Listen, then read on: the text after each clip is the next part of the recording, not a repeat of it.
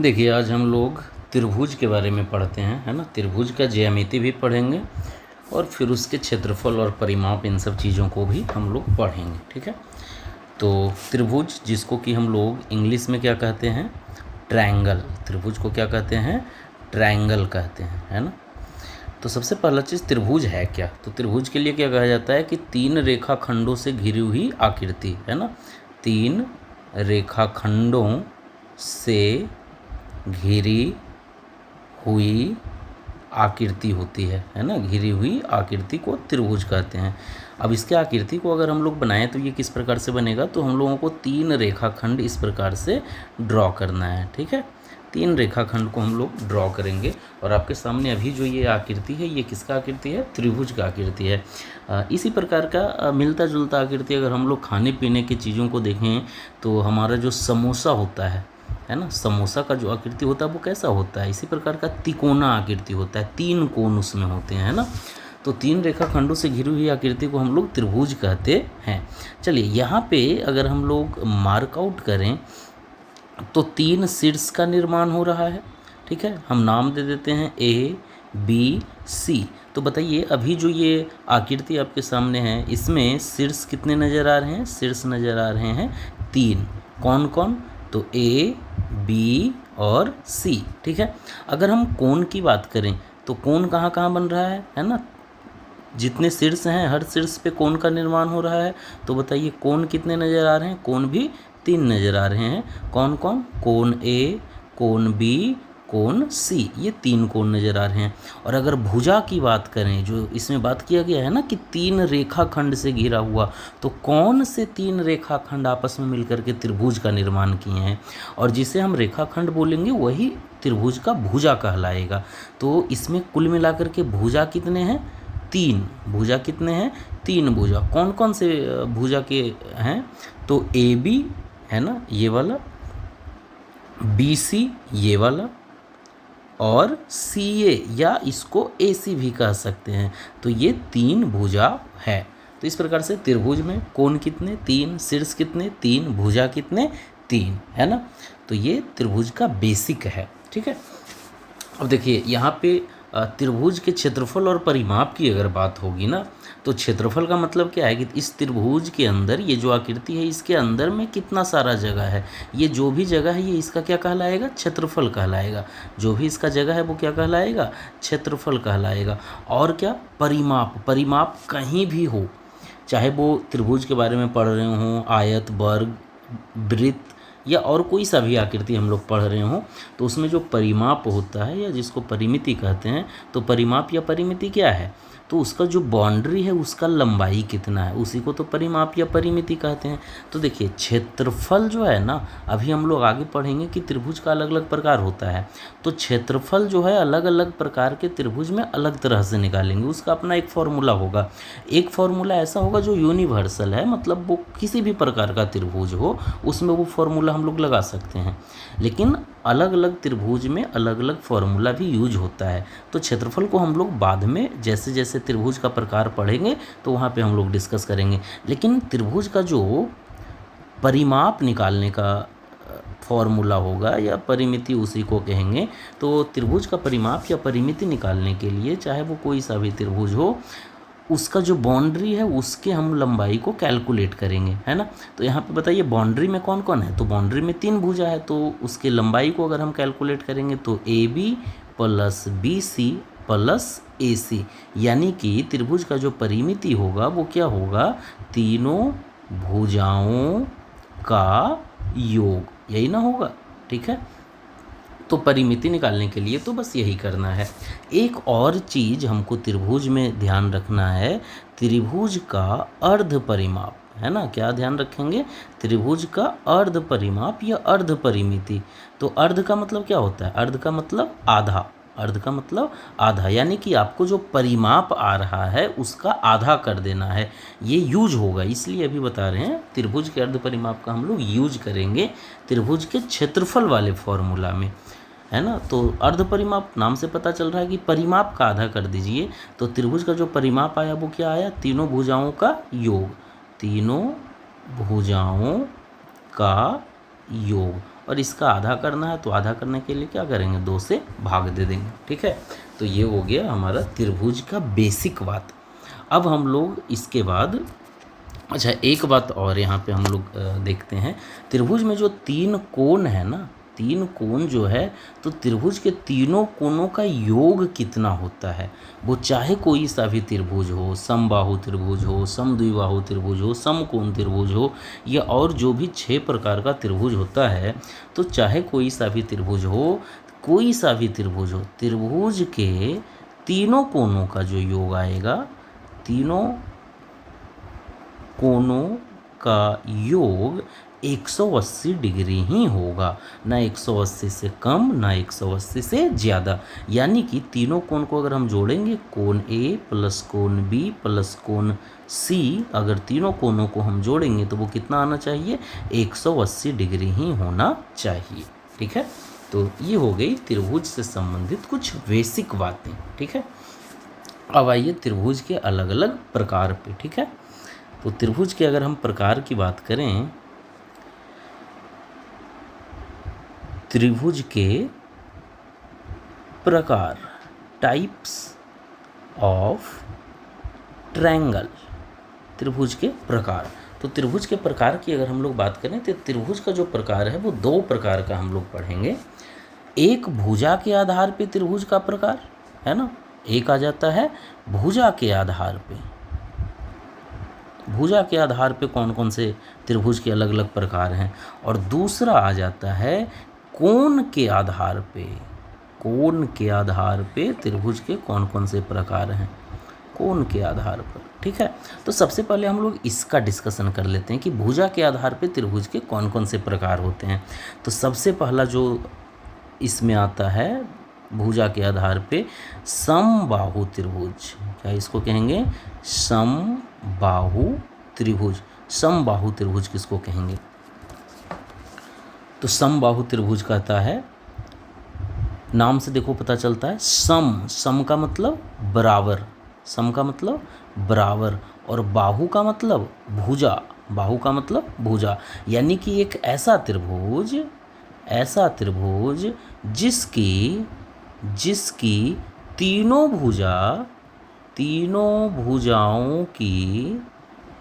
भुजाओं की लंबाई बराबर हो, है ना, लंबाई बराबर हो। ये नाम से पता चलता है कि समबाहु त्रिभुज क्या हो गया, तो जिसके तीनों भुजाओं का लंबाई क्या हो, बराबर हो। ठीक है जी, तो हम एक त्रिभुज का निर्माण करते हैं, एक त्रिभुज का हम लोग निर्माण करते हैं। ठीक है, ये हमारे पास त्रिभुज है, इसमें हम लोग इसके कोण को दर्शा देते हैं, इसके शीर्ष को दर्शा देते हैं, ए बी और ये सी, ए बी और तो समबाहु त्रिभुज में क्या हो गया कि तीनों भुजा जो होगा उसका लंबाई बराबर होगा। ठीक है, और यहाँ पे हम लोग एक समबाहु त्रिभुज को ड्रॉ किए हैं, उसके तीनों शीर्ष को दिखाए हैं। अब अगर हम भुजा की बात करें इसमें कि कौन कौन से भुजा बराबर हैं, तो हम इसको लिख सकते हैं कि ए बी के बराबर होगा बी सी के बराबर हो जाएगा ए सी। इस प्रकार से तीनों भुजा को आपस में हम बराबर दिखा सकते हैं। ठीक है, अब देखिए समबाहु त्रिभुज का एक और खासियत है, क्या खासियत है, तो चूंकि इसके तीनों भुजा बराबर होते हैं ना, तीनों भुजा की लंबाई बराबर होती है, इसलिए इसके तीनों कोण भी बराबर होते हैं, तीनों कोण बराबर होंगे, है ना, तीनों कोण बराबर होंगे। यानी कि इसमें जो 3 कोण है, कोण ए, कोण बी और कोण सी, ये तीनों कोण भी आपस में क्या होगा, बराबर होगा। ठीक है, तो तीनों कोण भी बराबर हो गए, तीनों भुजा भी बराबर हो गए। अच्छा बताइए कि इसमें अगर हम प्रत्येक कोण का मान निकालना चाहें तो कितना आएगा। हमको पता है कि कोण ए, कोण बी और कोण सी, इन तीनों कोणों का योग कितना होता है, 180 डिग्री होता है। हमको क्या बोला गया है कि तीनों कोण बराबर है, यानी कि अगर कोण ए x डिग्री का है तो कोण बी भी x, कोण सी भी x बराबर 180 डिग्री। x कितना हो जाएगा, 3x बराबर 180 डिग्री।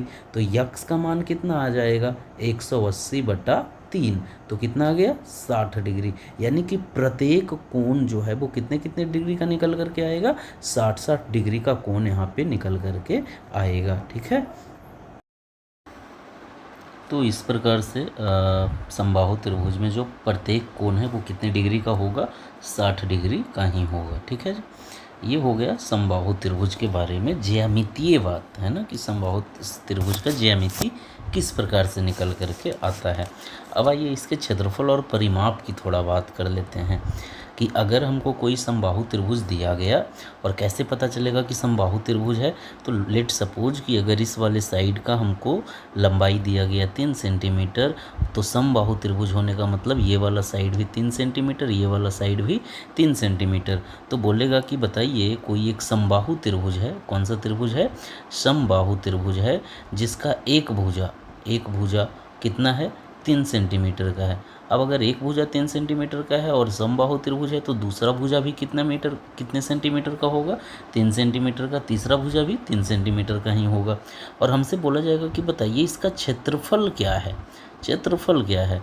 तो क्षेत्रफल के लिए क्या करना, हमको एक फॉर्मूला इसके लिए याद रख लेंगे, √3/4 गुना भुजा स्क्वायर। ये फॉर्मूला हमको सिर्फ और सिर्फ समबाहु त्रिभुज में लगाना है। किस में लगाना है, समबाहु त्रिभुज में।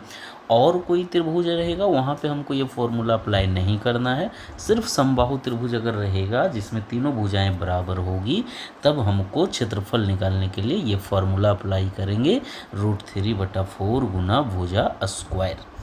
बाकी जो त्रिभुज होंगे, समद्विबाहु त्रिभुज, विषमबाहु त्रिभुज अभी हम लोग पढ़ेंगे, तो उन त्रिभुज में ये फॉर्मूला नहीं लगाएंगे, उसके लिए एक अलग फॉर्मूला है ना। ये वाला फॉर्मूला √3/4 गुना भुजा स्क्वायर, ये सिर्फ और सिर्फ समबाहु त्रिभुज में ही लगाएंगे। देखो ना, इस वाले फॉर्मूले में √3/4 और इसके साथ में गुना में है भुजा स्क्वायर, तो बस एक अननोन यहाँ पे है भुजा। और भुजा क्या है, समबाहु त्रिभुज में भुजा सब तो बराबर है, तीनों भुजा क्या है, बराबर है। तो अगर हमको एक भुजा का मान देता है देन उतना से ही हम क्षेत्रफल कैलकुलेट कर सकते हैं। तो √3/4 गुना भुजा का मान यहाँ पे रख देते हैं 3, तो 3 का स्क्वायर, तो हो जाएगा क्या, √3/4 गुना 9, तो हम इसको लिख सकते हैं 9√3/4 सेंटीमीटर स्क्वायर। अगर इसको और आगे सॉल्व करना चाहें तो √3 का मान यहाँ पे रख करके इसको पॉइंट में हम लोग सॉल्व कर सकते हैं। ठीक है जी, तो ये हो गया समबाहु त्रिभुज का क्षेत्रफल। अगर बोलेगा कि इसका परिमाप क्या है वो बताइए, तो परिमाप में क्या करना है, तीनों भुजाओं का योग कर देना है। तो 3 centimetre plus 3 centimetre plus 3 centimetre, तो कितना हो गया, 9 सेंटीमीटर, है ना। या और क्या कर सकते हैं, तो परिमाप बराबर हम एक आसान सा फॉर्मूला बना सकते हैं कि समबाहु त्रिभुज का जो परिमाप होता है उसका फॉर्मूला क्या हो जाएगा, 3 गुना भुजा, क्योंकि जो एक भुजा है वही तीनों भुजा है, तो 3 से गुना कर दीजिए, तो 3 गुना 3 बराबर 9 सेंटीमीटर। तो इस प्रकार से हम लोग समबाहु त्रिभुज को ध्यान रखेंगे कि समबाहु त्रिभुज यानी कि तीनों भुजा क्या होगा, बराबर होगा। तीनों भुजा बराबर है तो तीनों कोण बराबर होगा, और तीनों कोण बराबर होने का मतलब प्रत्येक कोण कितने कितने डिग्री का बनेगा, तो 60 डिग्री का ही रहेगा, है ना। समबाहु त्रिभुज का क्षेत्रफल क्या हो जाएगा, तो √3/4 गुना भुजा स्क्वायर। इसका परिमाप क्या हो जाएगा, तो परिमाप में तो हमको सभी साइड्स को यानी कि सभी भुजा को जोड़ना है। समबाहु त्रिभुज, इसको इंग्लिश में क्या कहेंगे, तो इसको इंग्लिश में कहेंगे इक्विलैटरल ट्रायंगल। ये ध्यान रखेंगे इंग्लिश भी थोड़ा, इक्विलैटरल ट्रायंगल। ठीक है जी, ये समबाहु त्रिभुज को इंग्लिश में कहेंगे इक्विलैटरल ट्रायंगल। ठीक है, ये हो गया समबाहु त्रिभुज का बात। अब इसके बाद भुजा के आधार पे आते हैं हम लोग दूसरे टाइप में। भुजा के आधार पे दूसरा टाइप क्या है, तो उस पे आते हैं।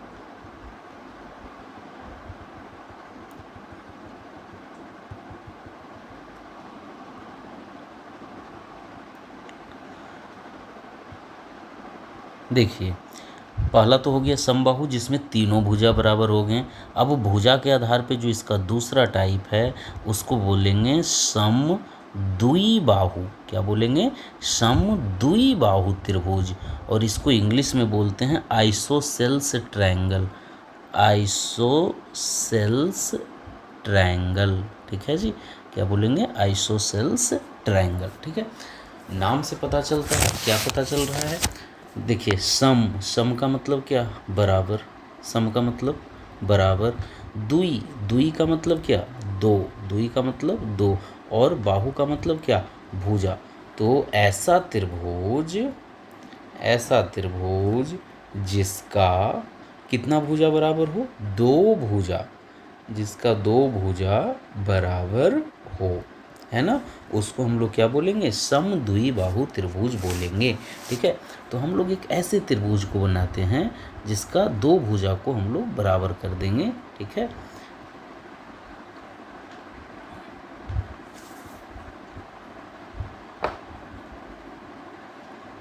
ये इसका एक भुजा, ये दूसरा भुजा। ठीक है जी, ये भी गलत बना है, एक भुजा, ये दूसरा भुजा, और हम लोग एक इसके तीसरे भुजा को इस प्रकार से ड्रॉ कर देते हैं।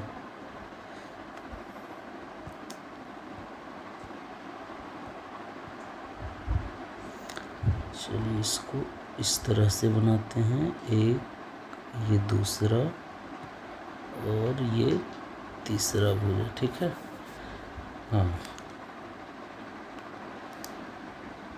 अब हम लोग ये जो त्रिभुज बनाए हैं इसमें क्या करते हैं कि पहले इसके शीर्ष को हम लोग दर्शा देते हैं। ये 3 शीर्ष इसके हो गए। देखिए जो ब्लैक वाला भुजा बनाया है ना, तो मान लेते हैं कि ये दोनों भुजा आपस में बराबर है। अगर ये 2 सेंटीमीटर का भुजा है, अगर ये 2 सेंटीमीटर का भुजा है तो ये भी 2 सेंटीमीटर का ही भुजा है, ऐसा मान लेते हैं। ठीक है, और ये वाला जो रेड वाला बच गया, चलिए इसको हम लोग कर देते हैं कि ये 3 सेंटीमीटर का भुजा है। ठीक, तो यहाँ पे हम लोग क्या किए हैं, 2 भुजा को आपस में बराबर किए हैं, और तीसरा भुजा जो है उससे अधिक है, यानी कि तीसरा भुजा उससे अलग है। तो जब 2 भुजा बराबर होगा तो उसको क्या बोल देना है, समद्विबाहु त्रिभुज बोल देना है। ठीक है, अब अगर इसको ज्यामितीय रूप में लिखना चाहें तो हम इसके शीर्ष का नाम दे देते हैं ABC। तो यहाँ पे हम लोग क्या लिखेंगे, AB बराबर है किसके, AC के। ठीक है, चलिए अब इसमें एक चीज़ हमको ध्यान रखना है, क्या ध्यान रखना है कि चूंकि 2 भुजा बराबर है ना, तो बराबर भुजा का जो सम्मुख कोण होगा वो भी बराबर होगा। तो हमको ध्यान रखना है कि जब कभी समद्विबाहु त्रिभुज रहेगा तो क्या होगा, बराबर भुजा का सम्मुख कोण बराबर होगा। बराबर भुजा का सम्मुख कोण क्या होगा, बराबर होगा। देखिए यहाँ पे बराबर भुजा कौन है, AB, तो AB के सम्मुख में कौन सा कोण है, C, और कौन है, AC उसके बराबर है, तो AC के सम्मुख में कौन सा कोण है, B, यानी कि हम लोग यहाँ पे कह सकते हैं कि कोण B के बराबर है कोण C, ये हम लोग कह सकते हैं। ठीक है, जब ज्यामितीय स्ट्रक्चर इस प्रकार से है। चलिए हम एक और ज्यामितीय स्ट्रक्चर इसमें बनाते हैं। एक रफ डायग्राम हम यहाँ पे बना दे रहे हैं। देखिए ये तो ज़्यादा ही रफ हो गया। ठीक है, ये 2 भुजा जिसको हम लोग बराबर कर देंगे, और ये इसका एक तीसरा भुजा हम लोग दे देते हैं। ठीक, अब इसमें हम लोग इस प्रकार से नाम लिख लेते हैं, 1 मिनट, इसको हटाइए यहाँ से, ये ब्लैक लाइन लेते हैं। ठीक है,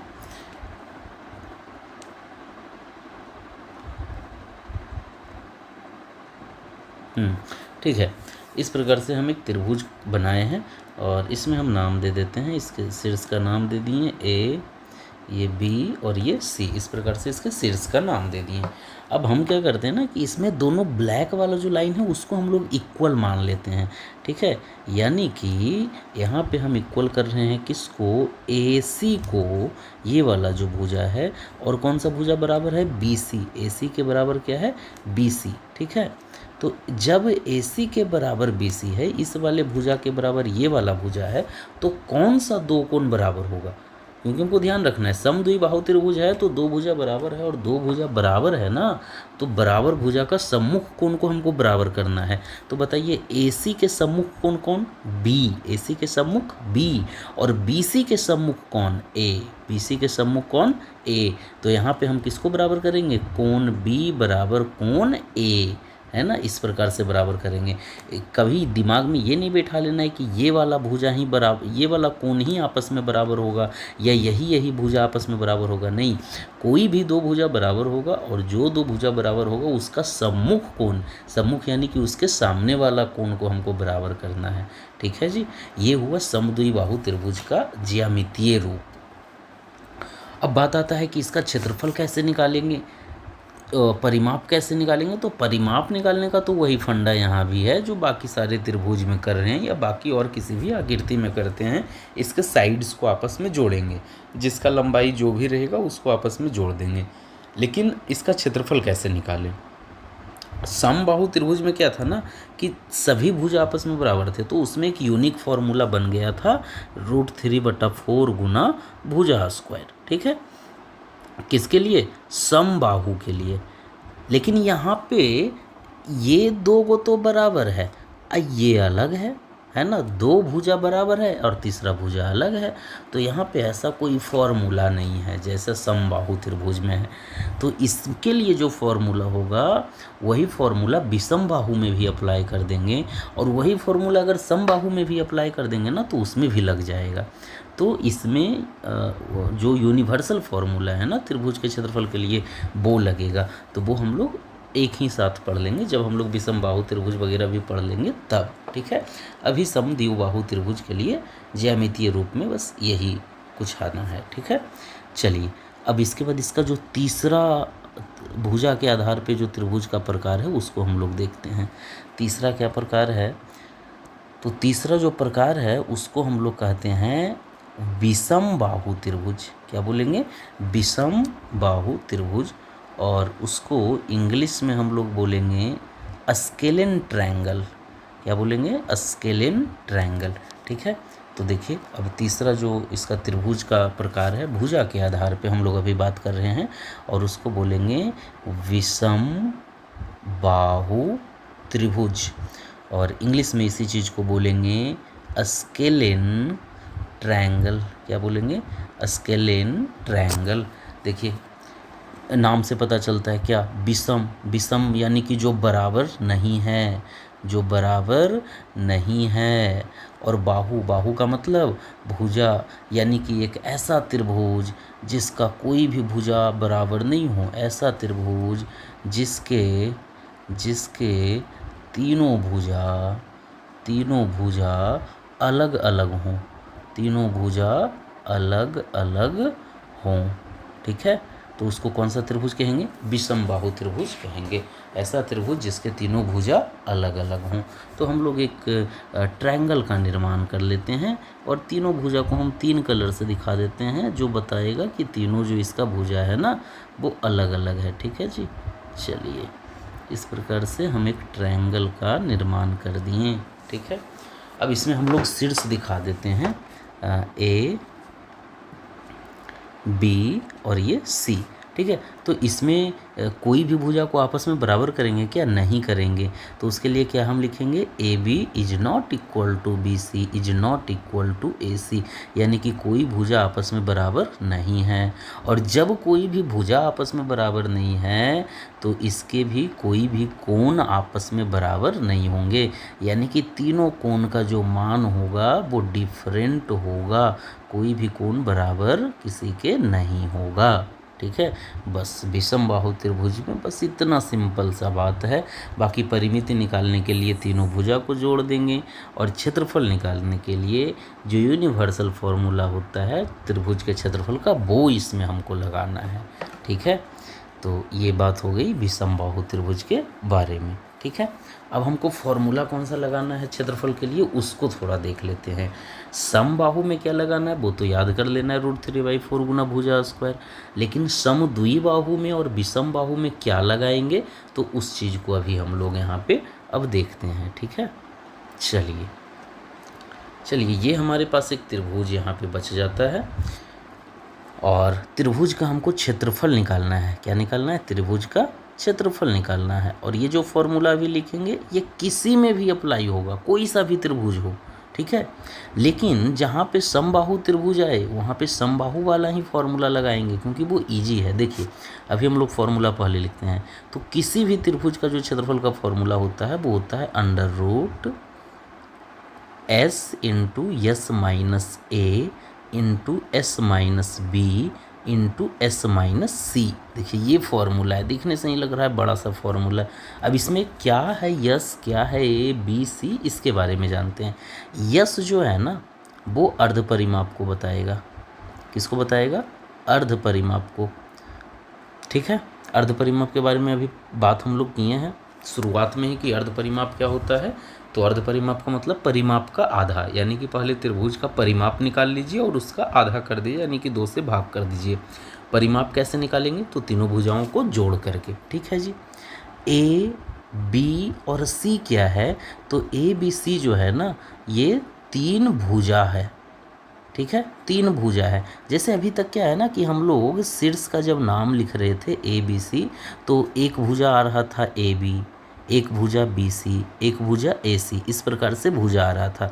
अब हम लोग क्या कर रहे हैं ना कि जो त्रिभुज का ये भुजा है ना तो इस वाले भुजा का लंबाई ही मान लेते हैं ए। क्या मान लेते हैं? ए। ये वाला जो भुजा है इसका लंबाई मान लेते हैं बी।